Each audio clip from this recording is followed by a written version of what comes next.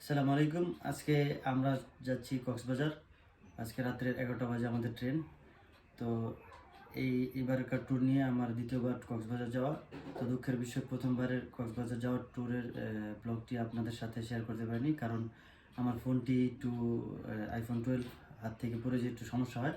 তো এই কারণে আমি আর আপলোড দিতে পারিনি। তো আমি এখন আমার iCloud থেকে প্রথম ভিডিওগুলি রিকভার করার জন্য চেষ্টা করছি।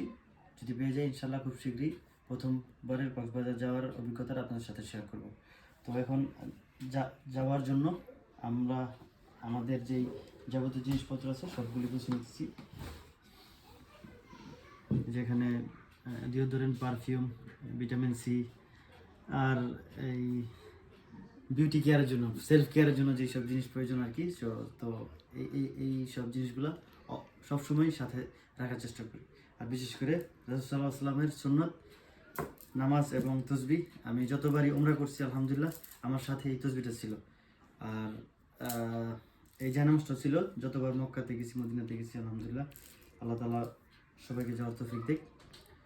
তো সুগন্ধি এই জিনিসটাও মানে এটা তো আর বলে শেষ করতে পারবো না, ঠিক আছে। যারা আরব কান্ট্রি থাকছে তারা তো জানে সুগন্ধির ব্যাপারে, যে আরব দেশের মানুষরা ফ্রাগ্রান্স কতটা কেয়ার করে।